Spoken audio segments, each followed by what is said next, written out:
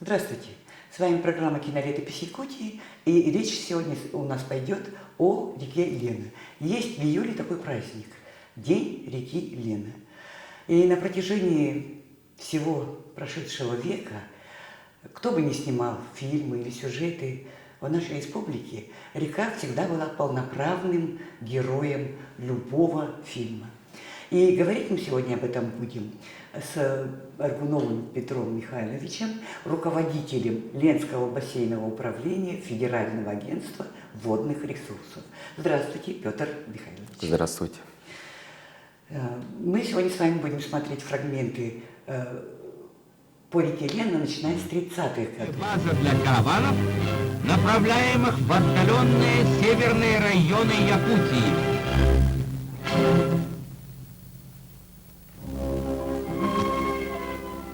Сотни тысяч тонн самых разнообразных грузов ежегодно отправляются в Тикси.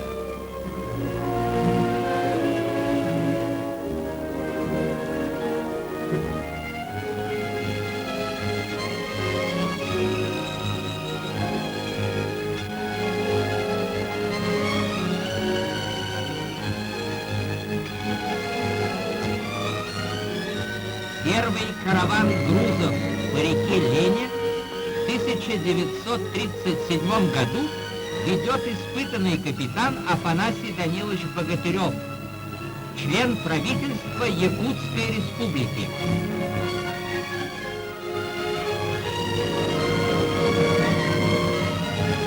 Знаете, для рядового зрителя, скажем, да, есть Ленское объединенное речное пароходство и есть Ленское бассейновое управление.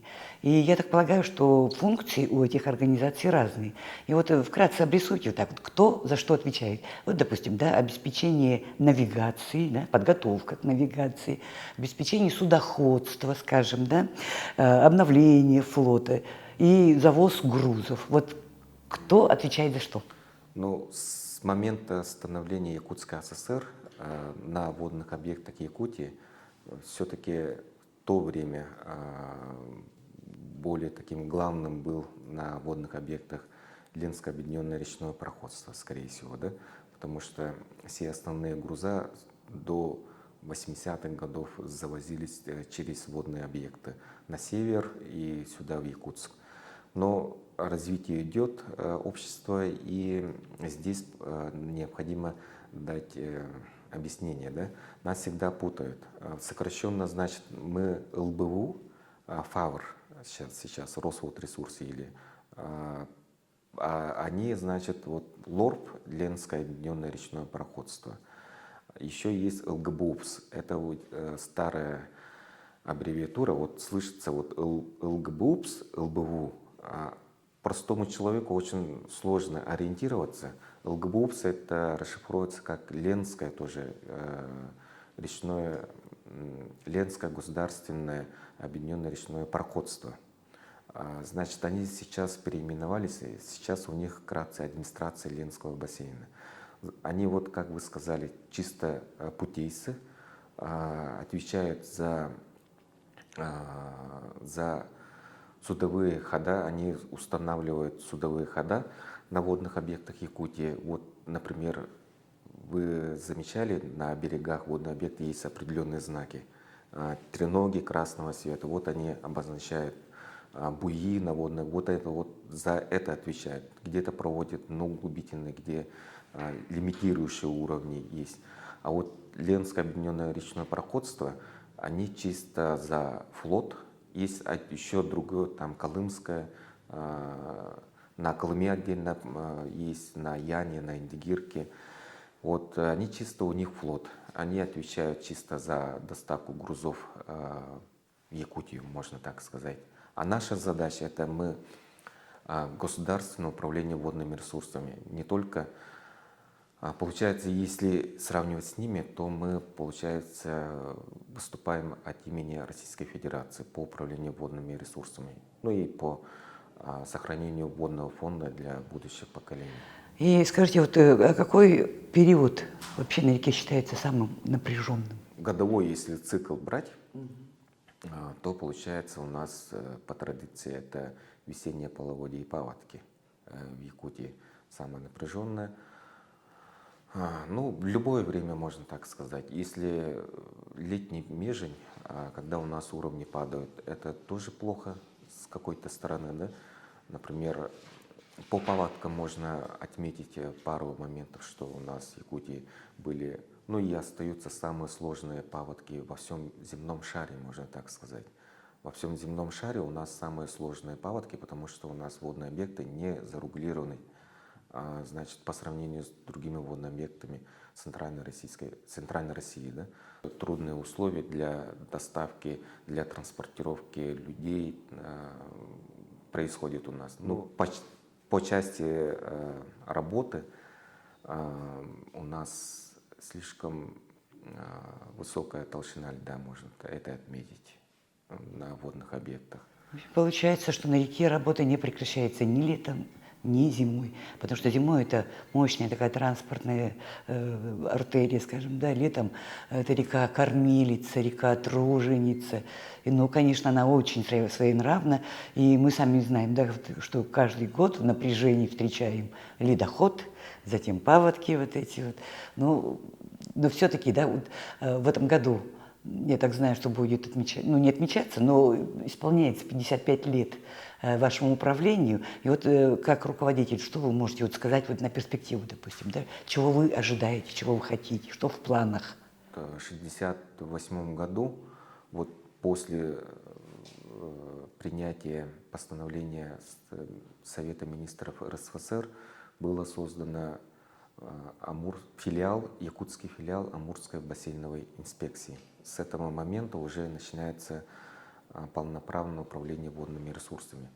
До этого была, значит, ситуация сложная. Вот я помню, как рассказывали мои предшественники, ветераны, да, что трудно было найти место на реке Лена, где можно купаться, ну или на других водных объектах, потому что интенсивность высокая.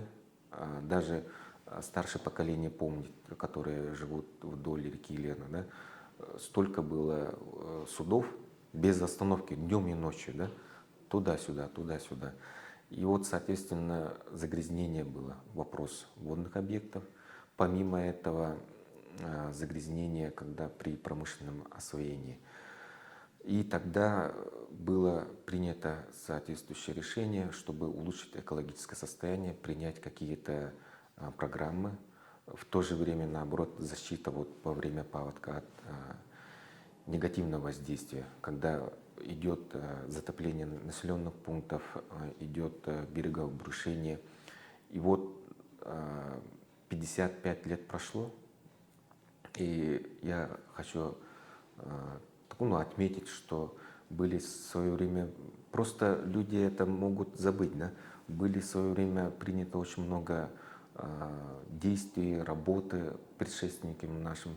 Сейчас стабильная ситуация на водном объекте. Вот даже вот какая-то ситуация вот в связи с развитием интернета, что-то где-то пролилось, где-то что-то случилось. Моментально все знают, да? Вот как обычно говорят, проблема одного двора расширяется на всю страну, да? А раньше как можно, да, узнать было, когда не было интернета, да? И вот все водные объекты, как показывают наши данные, полученные от Якутского ГУМС, в принципе, по качеству, да, для хозяйственно-питьевых нужд отвечает нормам.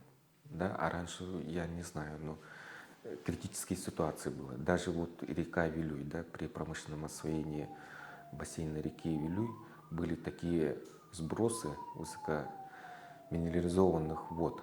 Да, представляете, раньше, когда освоение было алдана золотом, да, прямо чтобы добыть алмаз, обогащали ртутью, например.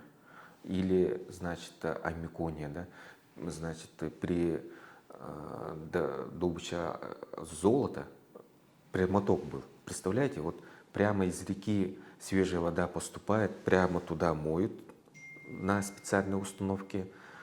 И эта вся грязь мутная туда, в водный объект, она почти мертвая была. Все почти водные объекты были мертвые. Раньше такая картина была сложная, да, 60-е вот года, 70-е годы. Ну, наверное, тогда надо было так делать, потому что страна отставала. Это мы сейчас можем по прошествии 55 лет так судить, но в то время, наверное, это так надо было делать. Ну, уже это история, но сейчас я что хочу сказать, что правительством Российской Федерации, правительством Республики Саха-Якутия принимаются все меры, чтобы не допустить такого, чтобы все было в рамках закона, и все органы исполнительной власти, контрольные, надзорные органы работают над этим. И вот наша река Красавица, которая будет отмечать свой день, такая самая, наверное, одна из самых полноводных в мире рек, и транспортная, она и кормилица, она и поилица. И вот хотелось бы, конечно, в этот день поздравить всех, кто работает на реке, да, кто пользуется благами нашей красавицы Лены, с праздником, с тем, что у нас есть. Ну, в первую очередь я хочу пожелать жителям Якутии и в вторую очередь ветеранам нашим. Я их не забываю. У нас смена поколений всегда идет. Ветеранам водной службы, в том числе коллег от правительства Республики Саха-Якутия, коллег от Ленского объединенного речного пароходства, коллег администрации Ленского бассейна и всех